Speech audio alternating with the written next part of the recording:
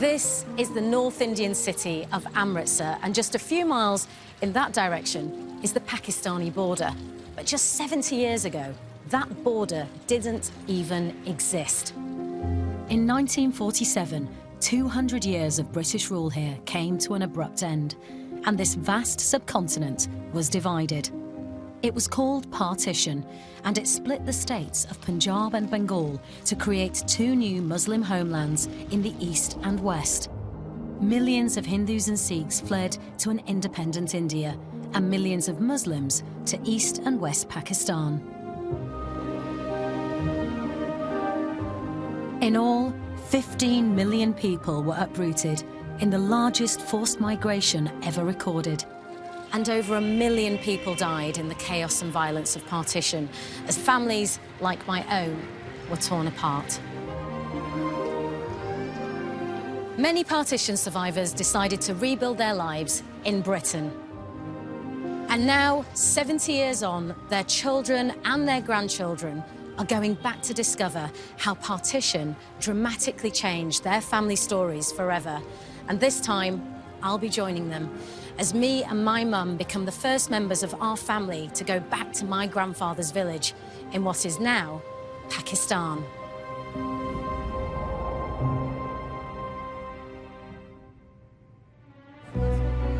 In this series, I and 3 other Britons from different religious backgrounds are retracing our partition stories.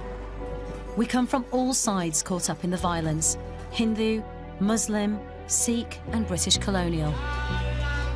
70 years on, this is our last chance to learn the truth about partition from the people who lived through it.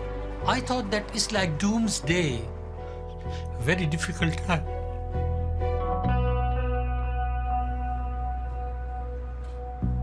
My partition journey started 2 years ago when I explored my Sikh family history on Who Do You Think You Are? This is for my grandfather. That's for your granddad, yes. This is Sant Singh's. Yeah. Wow, wow. The story I uncovered about my maternal grandfather, Sant Singh, had a huge impact on me. In 1947, before he married my nan and went on to have my mum and all her siblings, my grandfather was married. And at the time of partition, he was away with the army, and his wife, children and father died in the horror of, what took place. Mama. Hi, Anita. How are you doing? My mum was very close to her dad, but he never talked to her about what happened to his first family during partition. I have known my father as a very loving, caring, very lovely father, but I did not know he was hiding so much inside him. Mum and I have decided to finish the journey into my grandfather's past that I started 2 years ago. Beautiful picture. This maybe is 17, 18, or maybe younger than that. Yeah. And then here we go, his first wife. Wow. Preetham Kaur. Beautiful. There they are. Beautiful. Handsome couple. That's right. The family story is that during an attack on their village by local Muslims, my grandfather's first wife, Preetham Kaur, took her own life by jumping into the village well. My great-grandfather, Deru, and Sant's 2 young children, Mahindra and Rajpal, were also killed. So this is the little picture of Raj, their son. Yeah. After partition, my grandfather's home village became part of Pakistan, and he was never able to return there to honour the family he lost. No one in my family has ever been to Pakistan to see where my grandfather lived. It's really important that I go with my mum and pay respects. So there's India, Pakistan, Yeah. Punjab, That's it. and we are going to here, Sahiwal. You excited? Excited and Nervous? a little bit. Pakistan, here we come.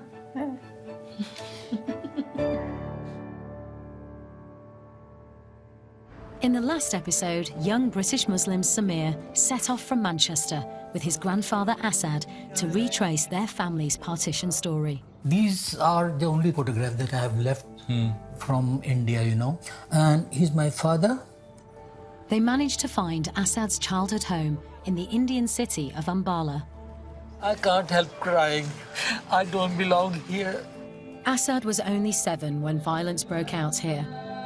and he and his Muslim family were forced to flee in fear of their lives. They wanted to kill my father.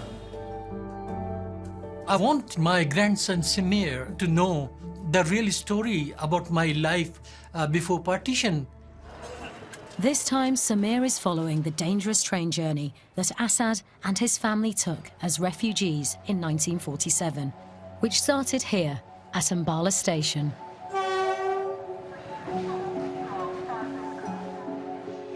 ये लंबी train है. Samir will take the same route across the Indian state of Punjab to Pakistan that Assad took 70 years ago. Due to ill health, his grandfather has decided not to accompany him on the journey.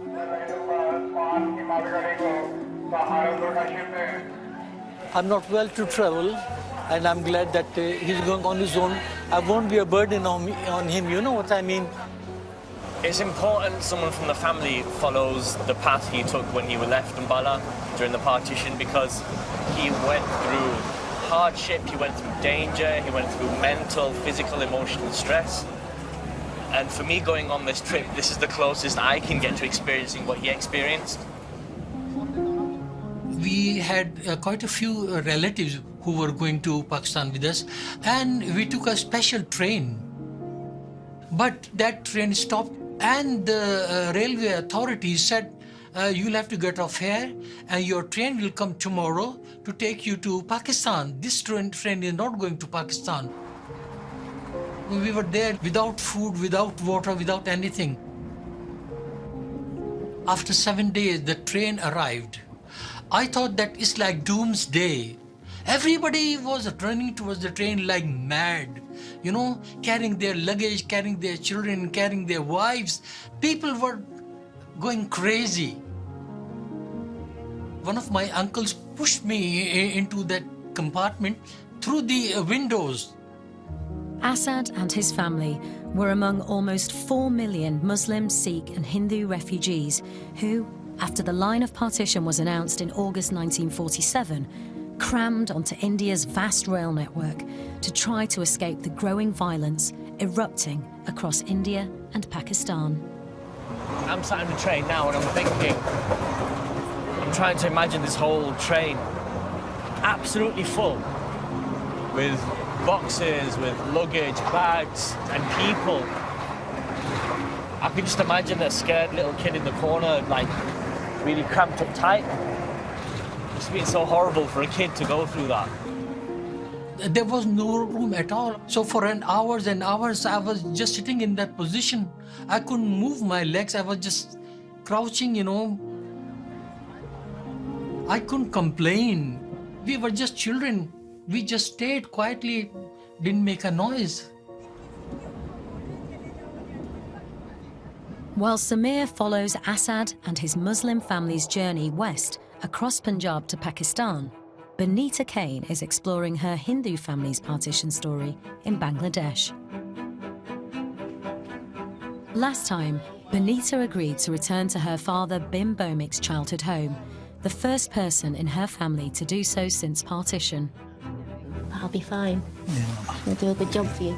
Now an eminent doctor, Professor Bim Bomik was only a child when his family fled their village in the remote region of Noakhali after one of the first outbreaks of partition violence.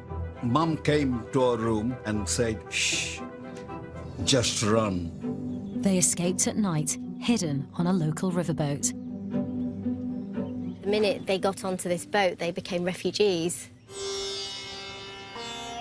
Now Benita is retracing her father's perilous journey across Bengal. She's come to Chowmahani station, where 6-year-old Bim and his family arrived as refugees 70 years ago, hoping to get a train to safety. When we entered the station, my brother-in-law made us sit in one corner and then said, "Keep your head down." Then he said he wants to go to see the station master. The station master advised that we don't take the passenger train because there has been atrocities in the compartments. Benita's come to meet one of the current station managers, Mr. Jaman, whose father worked here during the partition period. So nice to meet you. How are you? I am okay. My family fled from this station, I think, in October 1946.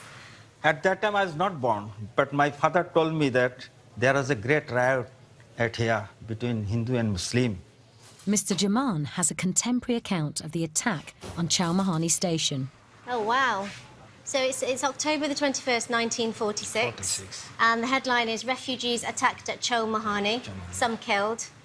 According to reports received here, mobs attacked refugees at Chowmahani on Friday, killing and stabbing some persons with the result that the railway staff in the area were forced to flee. Railway tracks are lined with hundreds of refugees fleeing from disturbed sections. Ooh, wow, it's really shocking. And I think the date on here is really significant. The massacre at this station happened just a few days after my dad passed through. And actually, if they'd been at this station 3 days later, they would have been killed. And that's a very sobering thought. By the end of October 1946, up to 5,000 Hindus had been murdered in this area, and a further 200,000 forced out of their ancestral homes. The station master advised that we go in goods train. And fortunately, there will be a goods train in about 45 minutes' time.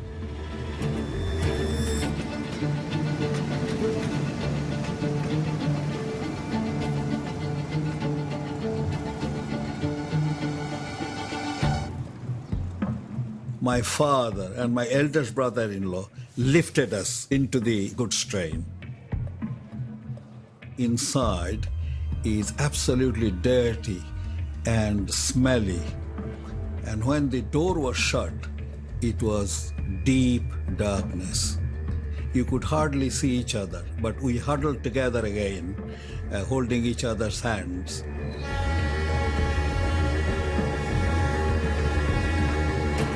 Imagine how they must have been feeling at this point, because they could have been stopped at any time, and if they'd been discovered, they would have been killed. They were leaving behind everything they knew and loved, and they were leaving behind their ancestral home. So there must have been so much uncertainty of what was going to happen. It must have been so hard. After about 8 or 10 hours of train journey, the door opened wide, and my elder brother-in-law said, "Here we are now, safe, sound, and you will be all okay." We thought we escaped from terror. In the winter of 1946, Bim and his family arrived safely in predominantly Hindu West Bengal. 10 months after they fled, the line of partition divided the state, and their village Mandari became part of the new Muslim homeland of East Pakistan. 1,500 miles to the west, partition also split my Sikh family's home state of Punjab down the middle. Me and Mum have become the first members of our family to set foot on the Pakistani side of the border in 70 years. It feels like we've stepped back in time. I wonder if Nanaji walked down this street. We're on the trail of my Sikh grandfather Sant Singh, and we've started our journey in Lahore, the former capital of Punjab, a city he and his family often travelled through. I can't believe that we're finally in Lahore. I've wanted to come here for, I don't even know how long. My grandfather, he was here, my father was here. I'm walking where they walked, in the streets they walked. It's overwhelming for me. It's amazing. The Lahore that my family often came through was then known as the Paris of the East, a sophisticated and cosmopolitan city in which Muslims, Sikhs and Hindus had lived side by side for generations. Don't you think, Mum, it really feels like the capital of Punjab, doesn't it? I feel like this is it. This is real Punjab, but which is in the part of Pakistan now. Culture is same, food is same. People are speaking same language, so only the thing we don't see a lot of Sikhs here. I thought we'd feel more alien. It feels weirdly like home. We've come to a suburb of Lahore to meet 90-year-old Muslim Abdul Ralph Malik, who lived here throughout partition. How are you? Assalamu alaikum. Lovely to And how are see you? Yeah. Oh, wonderful. Thank you so much. It's very pleasant to see you here in Pakistan, in Lahore. In early 1947, Mr. Malik was a 20-year-old student with many Sikh and Hindu friends. The decision to partition Punjab sparked ferocious religious violence in Lahore, and he watched as whole districts of the city went up in flames. Before partition, what was happening? What was the sense in Lahore? Yes, Lahore was very pleasant city, and Hindus, Sikhs, Christians, and there was complete harmony among them. And I'm just trying to understand how that then becomes a city of just Muslims. What did you see happen? How did that happen? In February 1947, I saw someone stabbed a Sikh coming from a station. Somebody stabbed Someone stabbed a Sikh. And you saw that? I saw that. Once a Sikh was stabbed, another, a Muslim was killed. Then mob mentality flared up. I show you this paper. This is 47 paper. And this is from June the 23rd, 1947. Lahore, a blazing inferno, life completely paralysed. Hundreds of houses and shops destroyed in big fires. The biggest conflagration being inside Shahalmi Gate. Shahalmi Gate. That's yes. the Hindu area. Hindu area. The huge tongues of red fires which have lit up the whole city, and the suburbs can be seen from several miles away. Giving me goosebumps and shivers. It's horrific, Just isn't it? to, just imagine how horrific situation that was. The violence in Lahore was amongst the worst seen anywhere during partition, with both sides committing atrocities. By the end of 1947, the entire Sikh and Hindu population of the city had been forced out. I still remember very horrible scenes which I saw at that time. I try to control myself, but I weep sometimes when I remember my friends, my neighbors leaving their places to India. I can't explain you in words what I feel now, even after 70 years. To meet a 90-year-old man who experienced the horror and violence of partition is utterly incredible. I'm not surprised he can't talk about it without bursting into tears. These are wounds that will never heal. Across the border in Indian Punjab, Samir is following the train journey to Pakistan that his Muslim grandfather Asad made as a child during partition. For me, it's really important to trace that journey because this is the history of my family and of many, many other families. Because they all made that journey, whether they started on the Pakistan side or the India side. The lucky ones managed it, made it. Many of them lost their lives. As millions of refugees crammed onto India's railways to escape violence in their hometowns and villages, they were often heading into even greater danger. On both sides of the new border, these slow-moving trains were regularly ambushed, and many arrived at their destinations with every passenger on board slaughtered. Asad and his family's train journey across the Indian Punjab took them through several Sikh areas, one of the most dangerous routes for Muslim refugees. First station where the train stopped, that was Amritsar, which is a Sikh city. Though the windows were closed, but we could see through the little holes that Sikhs were walking up and down the platform with their open daggers to kill Muslims.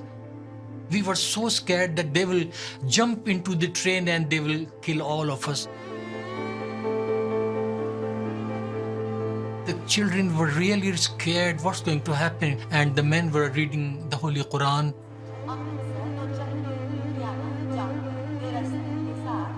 We were lucky to have a Muslim army regiment with us on that train because they wanted to move from India to Pakistan. That's how God saved us. Otherwise, we would have been killed by the Sikhs. because they would have killed everybody on that train. Samir has arrived in Amritsar, where 70 years ago, his grandfather's refugee train narrowly escaped an attack. It's a really weird experience, because I'm seeing Sikh everywhere as well. This is Amritsar, you know, I'm seeing people with turbans everywhere. I feel fine seeing them, but back then, just seeing the turban would have put so much terror into him. Over the course of partition, nearly 2 million Muslims took the perilous journey by train into Pakistan. An equal number of Hindus and Sikhs came the other way, heading for India. Hundreds of thousands on both sides never made it.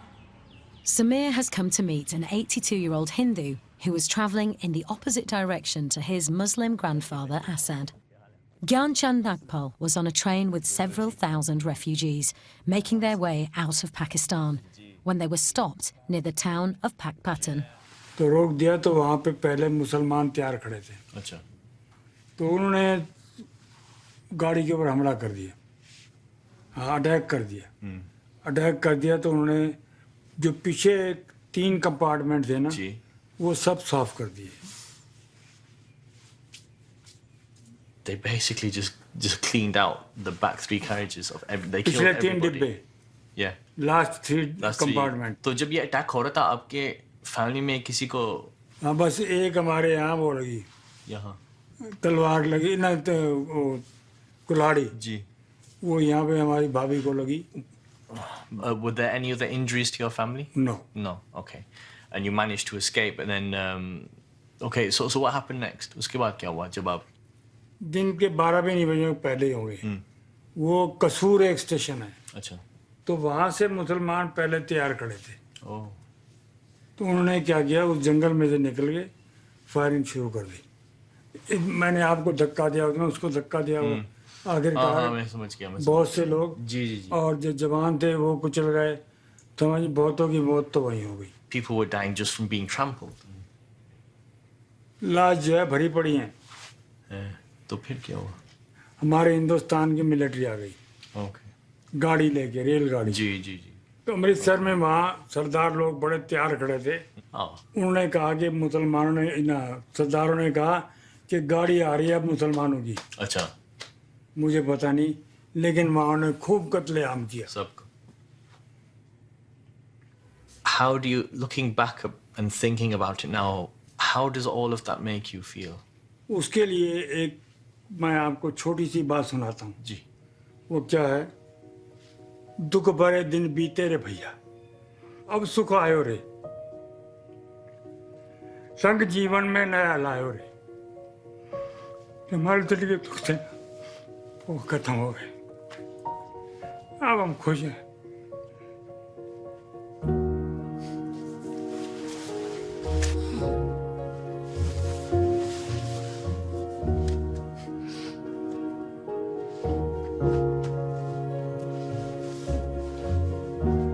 That entire generation, they went through so much. You know, listening to all the horrible things that people went through, I feel so sorry for them because they're still living through it. I think it's so important that they tell their stories, because if anything like this happens again, we can't let it happen again. It was the end of the world for so many people. It was the end of the world. We can't let it happen again.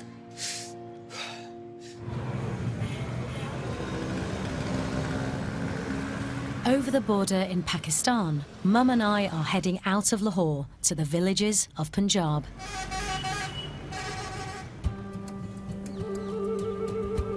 Before partition, this was India's richest and most agriculturally fertile state. We're trying to find out what happened to my Sikh grandfather Sant Singh's first family during the summer of 1947. By that time, the riots in Lahore had spread to this area, then known as Montgomery District, and now called Sahiwal. No one from our family has returned here since partition. Are you feeling anxious or any kind I am little butterflies in my stomach, and you know what I'm gonna see. I'm excited as well. to see where my dad used to live. In 1947, my grandfather, Sant, who I call Nanaji, was stationed in South India with the British Army, away from his family. His father, Deruram, and his two small children, Rajpal and Mahindra, didn't make it out of this area alive. And the family story is that Sant's first wife, Pritham, took her own life by jumping down a well to escape attackers. For me, it's so important that we are here to try and find out the truth as far as we can know it. I want to know if there are people there who might know something about Nanaji. I want to know if anybody knows anything about Pritham Kaur. She's my, she's the vision in the forefront of my mind.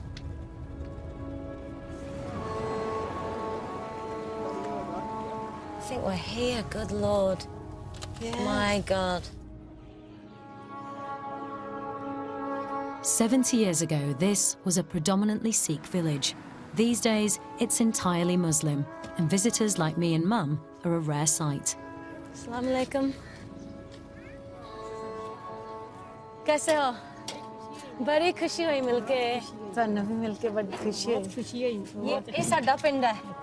अल्लाह मेरे नाना जी इत्थे रहंदे हुंदे सी। This village was one of thousands built by the British in the 19th century to serve a huge canal system which still irrigates this area. Each village, or chak, was given a number, and this one is still known as Chak 44. There are still people here who remember partition, and one of them is 90-year-old Haji Pir Hakim Ali. Wow, wow, wow. बेटा क्या हाल? ठीक है क्या जी। हाल है बेटा? ठीक है। अल्लाह सोना राम तो करे। Wow. अल्लाह करम करे तो भगवान। Thank you, Ji. So did you know my grandfather? ਤੁਸੀਂ Sant Singh और Teru Ram ਨੂੰ ਜਾਣਦੇ ਸੀਗੇ? जानते हैं मुझे, मैं उसके साथ कई दफा मुलाकात हुई। Wow. ਤੁਸੀਂ Teru Ram ਤੇ Sant Singh ਨੂੰ ਕਿੱਦਾਂ ਜਾਣਦੇ ਸੀਗੇ? संत सिंह हमारा क्लास फेलो था। हम 47-5 में पढ़ते थे दरगाह में। Class fellow. हम जब पढ़ते थे ना, सनत सिंह और हम मिलकर भाई ओके। और इधर भी आते थे, वो हमारे पास भी जाते। ये हमारा बहुत नजदीकी करीबी रिश्ते थे। बाबा जी, ਤੁਸੀਂ ਕਿਹਾ ਕਿ ਤੁਸੀਂ ਮੇਰਾ ਬਾਬਾ ਜਿਹੜਾ ਢੇਰੂ ਰਾਮ ਹੈ ਉਹਨਾਂ ਨੂੰ ਜਾਣਦੇ ਹੋ? मैं अच्छी तरह हीरो राम दुकान करते थे अपने, दुकान चलाते थे। ਕੀ ਵੇਚਦੇ ਸੀ ਇਹਦਾ ਮਤਲਬ? हर चीज ये जैसे ये दुकान परचूनिया से चीजें। ਅੱਛਾ, ਇਦਾਂ ਦੀ ਦੁਕਾਨ ਸੀ ਹਰ ਚੀਜ਼। Mr. Ali has offered to show us Deru and Sant's old house. I cannot believe Okay. somebody went to school with my dad. Oh, I'm holding hand of my dad, I feel like. अल्लाह सोना राम तो। During partition, Sant's wife Pritham and his two children were living here with Deru while he was away serving in the army. It's huge. Today, the house belongs to a Muslim family who've kindly agreed to let us look inside. Assalamu alaikum. ਕੀ ਹਾਲ ਹੈ ਤੁਹਾਡਾ? मैं भी बहुत खुश हूँ। First class. ਇਹ ਮੇਰੀ ਮਾਂ। ਮੇਰੇ ਬਾਬੇ ਦਾ ਘਰ। ਚਲੋ ਤੁਹਾਡਾ ਹੀ ਘਰ ਦਿਖ ਰਿਹਾ। Thank you. ਤੁਹਾਡਾ ਹੀ ਹੈ, ਤੁਹਾਡਾ ਹੀ ਘਰ। ਤੁਹਾਡਾ ਹੀ ਰਹੂਗਾ। Wow. Oh my God. It's really basic. Yeah, it is. And this is where they lived? Yeah, where my dad spent his childhood. Amazing. My happiness is that it is not empty. Somebody's living here and making good use of this land, this place. It's not ruins. There is a life here. Bless this house. Bless this land. Mr. Ali was here when partition violence broke out in this area, and I want to know if he remembers what happened to my great-grandfather Deru Ram and my grandfather's wife and children. Babuji, मैं थानू एक तस्वीर दिखानी है. I'm going to show you a photograph. ये हैगे हाँ, ये Sant Singh. संत सिंह। हाँ जी, थोड़े दोस्त, your friend. ये मेरे class fellow. This is Sant Singh's wife, Pritham Kaur. हाँ जी। Do you know her?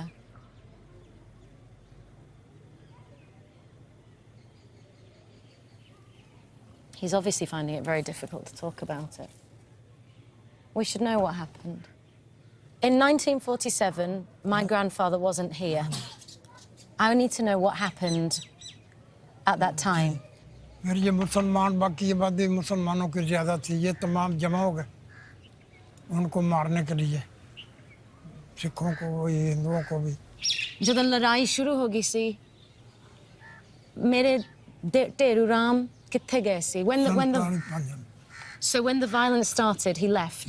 47 में चले गए थे। He went to Chuck 47. हाँ, ये 47 में हिंदू सिख सब जमा हो गए थे।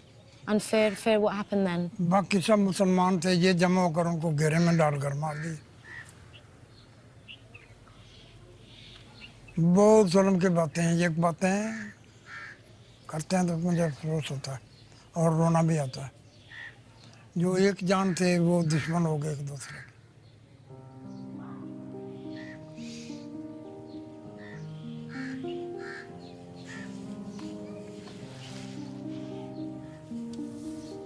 अच्छा, अल्लाह की मर्जी। बस बाबा जी, I'm trying to understand as well. मैं समझने की कोशिश कर रही हूँ कि कितना हो सकता है? How did this happen? I'm trying to understand. बेटी पूछने के दुखों भरी कहानी है और बहुत बड़ी दुखों भरी कहानी। Wow. Thank you. Thank you जी बाबा जी, तुसी मैनू गल पूरी खुल के सच्ची तरह दसते। I'm so grateful for your honesty. I always thought my great-grandfather died somewhere in this village. He didn't. He died in a neighbouring village where he went for refuge with all the other Hindu and Sikh families. I'm really grateful that he talked to me about it. He didn't have to. He could have just done what people have done for the last 70 years and said nothing.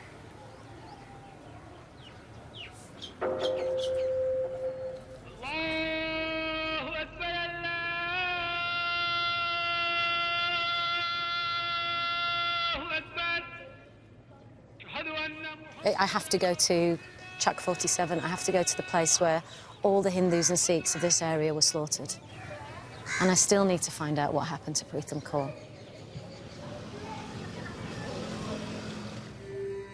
As Punjabi villages, like my grandfather's, descended into horrific religious violence, over 1,000 miles to the east, partition had split the state of Bengal to create the new Muslim homeland of East Pakistan. Hundreds of thousands of Hindu refugees began to pour across the new border, desperate for food and shelter. Benita has come to the Indian town of Chandanagar near Calcutta, where her father Bim and his family arrived in early 1947. I'd heard the story of how the family had to escape, but I don't think I really understood that they arrived here as refugees. I'd like to understand more about that time and what that was like for them. My father did manage to bring about 8,000 rupees. In those days, I think plenty of money. But he put the money in the local bank. And then they ran away with the money. Bank is failed and closed. I looked at my father. A darkness descended on him. He went pale. He just lost everything. With 5-6 mouths to feed. He was absolutely devastated. And we started to stop. The huge influx of refugees into West Bengal overwhelmed the authorities, who struggled to provide food, shelter and clothing, as over 12,000 people a day continued to flood into the region. Benita has arranged to meet her father's older brother. It's the first time she's seen him in 15 years. I've come to see my Uncle Shamal. He's the only surviving member of the family from that generation that's still here in Chandanagar.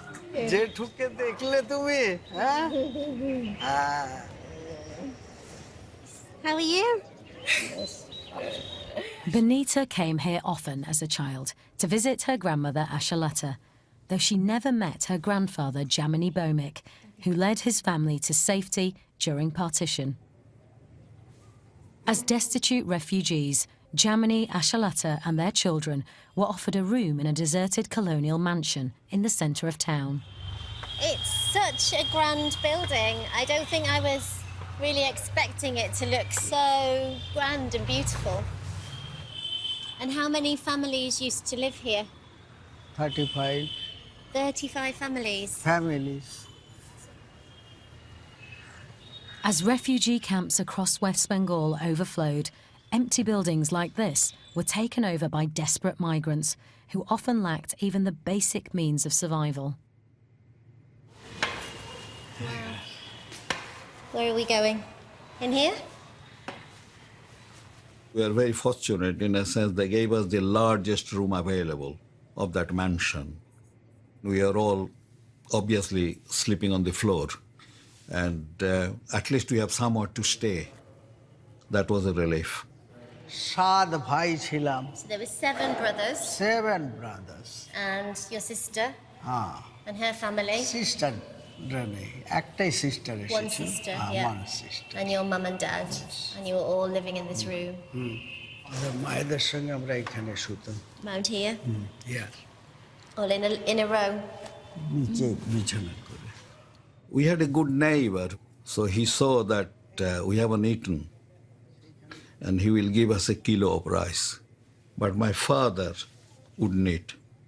He was a rich man, only a few weeks ago. Now he's a pauper, can't feed his own children, his wife. He started to lose weight. He became very, very weak day by day. I was his companion. Can you show me where Dadu used to lie and where my dad used to look after him? Whereabouts was that? দাদু এইখানে মারা গেছে। In that corner? কর্নারে। He'll just hold my hand, wouldn't say anything. He was so weak he could hardly move. এদিকে মাথা দিয়ে শুতো, এদিকে পা থাকতো দাদুর। He used to lie here. So he used to lie here with his head here and legs over there. তোমার daddy এইখানে বসে পড়াশোনা করতো। And my dad used to sit here and study and look after him. ছোট ছিল। And he was quite small. Unable to pay for medical help, Jamini's family were forced to watch as his health deteriorated. I sat with him, and he suddenly held my hand tight. And he said, "Be a good doctor one day." And he passed away.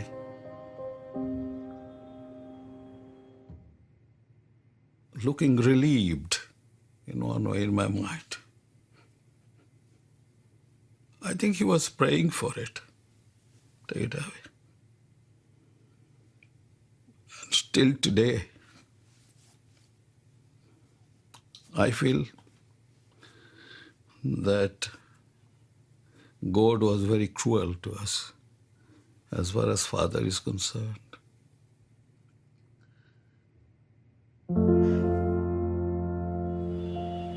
It's just something a child should never have to go through. And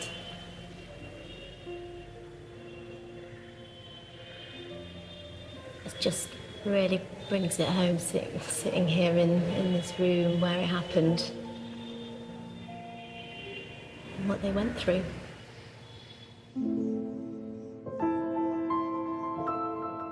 After his father Jamini's death, Bim's siblings went to work to ensure that he could go to school. Honouring his father's final wish, he went on to study medicine in Calcutta before moving to Britain in 1969 to work as a doctor. He went on to become a renowned consultant in the care of the elderly. My granddad would have been really proud of him. And I think he worked his whole life to fulfill my granddad's dream that he would become a doctor, and he spent the rest of his life caring for people and curing people in a way that he couldn't do for his own dad, and it kind of makes sense now.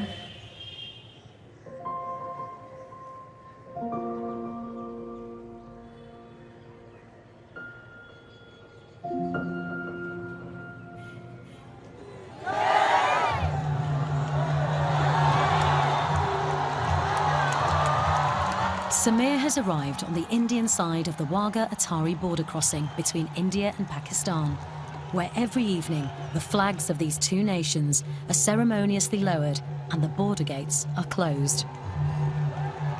His grandfather Asad arrived here with his family 70 years ago on a packed refugee train, when the border post had just come into existence. All those people sitting on the roof of the train, and they thought that we have reached Pakistan. They didn't realize we are still inside India, so they started slogans. Pakistan Zindabad, that means long live Pakistan. Pakistan, choose and choose it.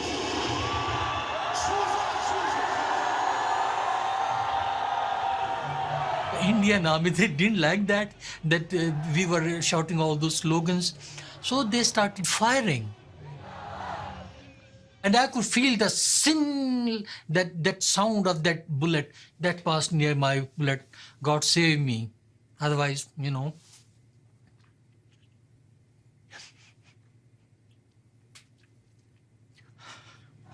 So both me and my grandfather have been to the Wagah border crossing now, but 70 years apart.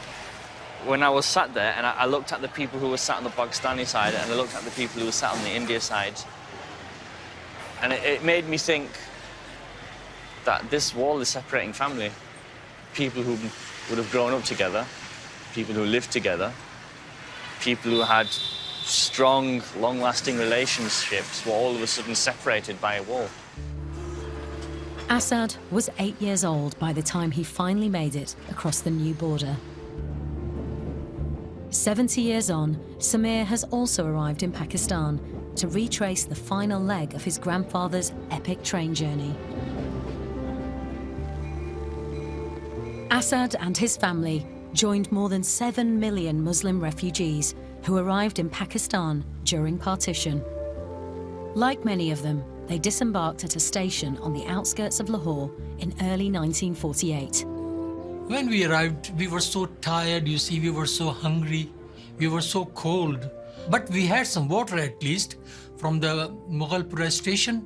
That was our first night in Pakistan. Welcome to Mughalpura station. Thank you very much, thank you very much. Come on. Samir has come to Mughalpura to meet Dr. Anusha Malik, an expert on the experience of partition refugees. If you look around now, it wouldn't have looked anything like this 70 years ago. The amount of people on this platform would have meant that you could barely move. If you think about the numbers, between August 1947 and March 1948, 1.7 million people came from India to Pakistan by train. A significant portion of them would have stopped at this train station. Wow. Yeah, the numbers are actually staggering. Where would they actually stay? They did spend nights and sometimes weeks on the platform. I've got some photos here of refugees arriving if you want to take a look at them as well. Wow. So you can see the level of overcrowding here. Gosh, there must be thousands and thousands of people on that train. And since there were 50,000 coming in literally every day by this point, there would have been trains that were even more crowded than this. And see, people have just stopped and put their clothes and their belongings on the platform because they don't know what to do with them. Everybody just building a shelter anywhere and everywhere they can. The government was just overwhelmed, just because of the sheer numbers that were completely unplanned for. It was night time when we reached Mughalpura. Father had no job, he had no clinic, nothing, and we were short of money. We had no home to go to, so we stayed that night on that platform. Your family was one of millions who came into Lahore at that point in time and then had to struggle to figure out what it meant to be Pakistani. They had a strong sense of patriotism, a strong sense of belonging, and really it was those refugees then that laid the groundwork as citizens of a new state. So in that sense, it is possible to say that perhaps if there were no refugees, there may have been no Pakistan. It was an open platform. We just made our beds on the platform. We were so tired after all that journey. We went to sleep. But something tragic happened in the morning. My youngest sister died.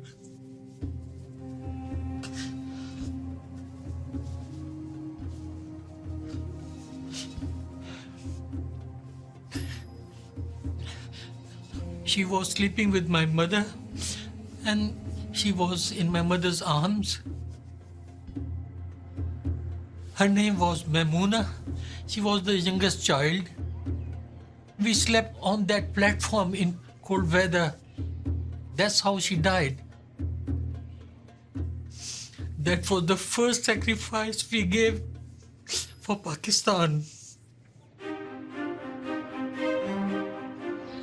People like my granddad, people who survived the partition, they need commending for what they went through. I really believe that. Because they went through so much. Despite the amount of loss that they've suffered, they survived. They lost everything and they built it from the ground up again. Asad and his family made a new and successful life for themselves in Pakistan. His father Hamid restarted his doctor's practice, and Asad graduated from Sindh University before resettling in Britain in 1965. I think overall, the sacrifice that that generation made was huge, and it shouldn't be forgotten.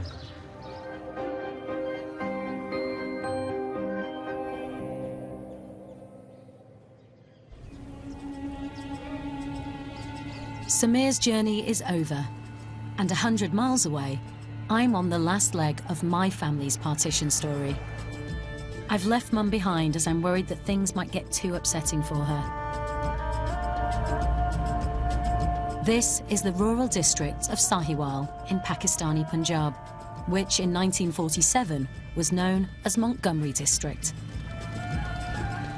70 years ago, after the British announced the line of partition, which split this state in half, these roads would have been full of Sikh and Hindu caravans trying to escape the escalating religious violence.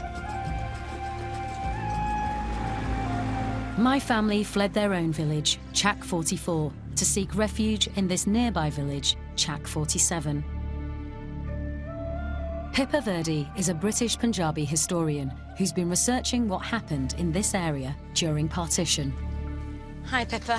Hello, Anita. Good to meet you. You too. How are you? I'm really well. I'm hoping you'll be able to shed some light on Yes. what happened to my family here. Yes, I think I should be able to help you. Excellent. Come with me. Thank you. Pippa's brought me to the roof of a former fortified haveli, or mansion, in the centre of Chak 47 that was owned by a powerful local Sikh. My great-grandfather and Preetham Kaur, my grandfather's wife, and his kids, would they have been here? We know about 6, 7 villages. The Sikhs and Hindus from those villages actually fled for sanctuary in this area. So they all came here to this haveli? To this haveli. 1,000 to 1,500 people, including your great-grandfather and his family. They came over here to seek sanctuary against a mob that were trying to attack them. And what's extraordinary here is that we've managed to find an account of what happened here in Chak 47, which tells us what might have actually happened to your grandfather and his family. Unbelievable. It's by a High Court judge. It was a survey of the events leading up to and following partition. So if you have a look at... The Sikh villages were subjected to ruthless attacks. Men, women and children were brutally slaughtered and their homes were reduced to ashes. Have a look at this part here at the bottom. Chak number 44. Amazing. Chak number 44 was attacked by a Muslim mob on August the 22nd, and the non-Muslims escaped to Chak number 47. On August the 28th, Chak number 47 was attacked by a large mob, assisted by some police officials and Muslim soldiers. The non-Muslims resisted the attack for a time, but nearly 1,000 of them perished. Many young women were kidnapped. Come on, heck. We don't know what happened to Preetham Kaur, my grandfather's first wife. The only account I've heard, and you know, it's nobody knows for sure, but people have said that she may have jumped in a well and taken her own life. For some reason, that's seen as more of an honourable death. Yeah. So, you know, rather than admitting that the girl might have been abducted or she might have been raped or God knows what else might have happened to her, but it's better that she died an honourable death and killed herself and threw herself in a well rather than be dishonoured. And that happened on both sides? There are some horrific accounts of these things happening, both by, you know, Muslim attacks on Hindus and Sikhs, And equally, we have accounts of Hindus and Sikhs attacking Muslims. If there was a group of girls, or if they saw pretty, particularly young, pretty girls, they would be put aside and taken. So rape and violence towards women is just another weapon of war? It's another weapon of war. It's just... you can't... It makes your blood boil. Pippa has managed to find a local Muslim who witnessed the attack on Chak 47. He's agreed to meet me in the ruined living quarters of the Haveli. This is where the Sikh and Hindus, including my great-grandfather Deru and Pritam Kaur and her 2 children, took refuge as the mob gathered. Abdul Hamid was among several young boys who watched as the fighting began.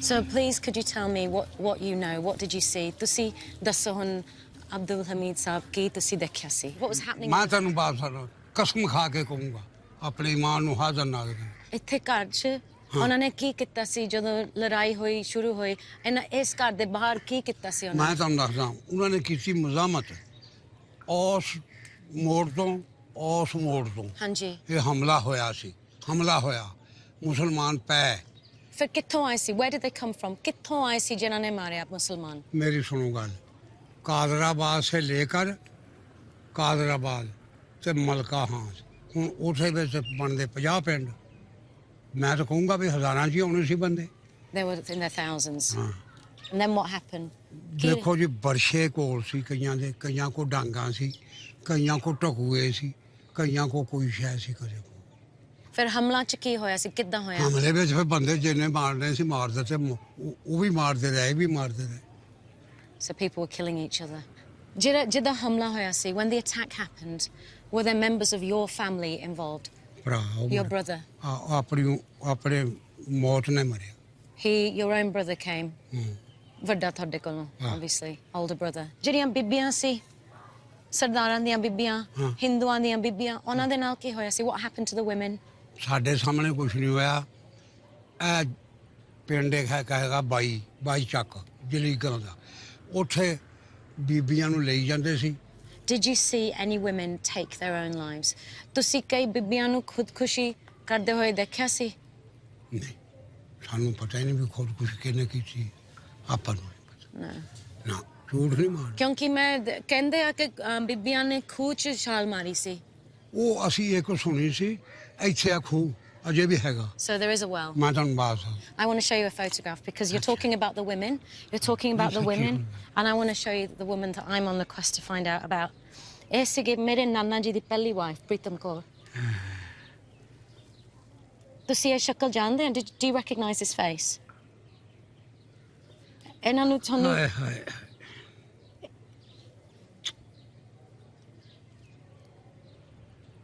ਉਹ ਵੀ ਇੱਥੇ ਸੀਗੇ she was here ਉਹ ਵੀ ਇੱਥੇ ਮਰੀ ਹਾਂਜੀ ਇਹਦਾ ਮੂੰਹ ਦੇਖੋ look at that face she died here ਇਹਨਾਂ ਨੂੰ ਵੀ ਮਾਰਿਆ ਸੀ they killed her as well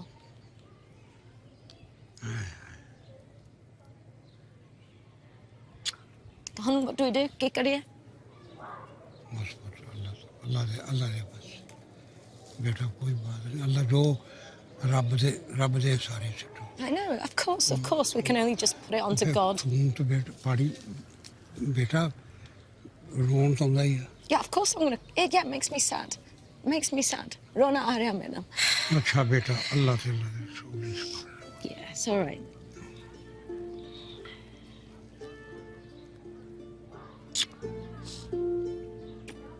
It's okay. प्यार दो मैंने बस.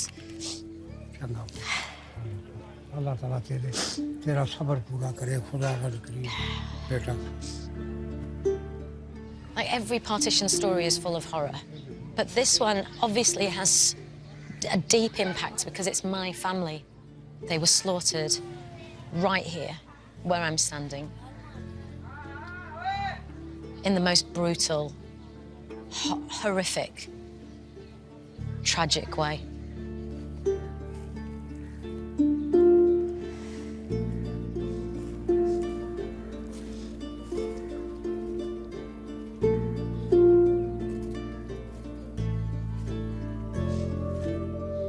I'm just trying to pay my respects. I don't even know what to do. Over 1,000 people died here. And it's just a rubbish dump. And I feel so sad. I don't know what to do. I just want to walk around and I'm trying to think of all the souls, you know?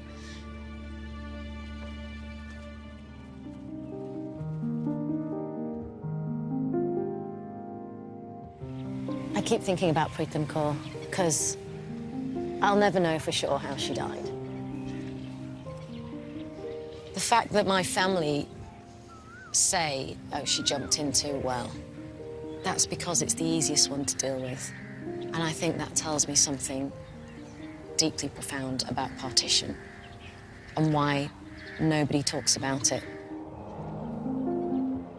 On some level, trying to understand that about humanity and that we all have the capacity to be that violent and vicious is really difficult to accept.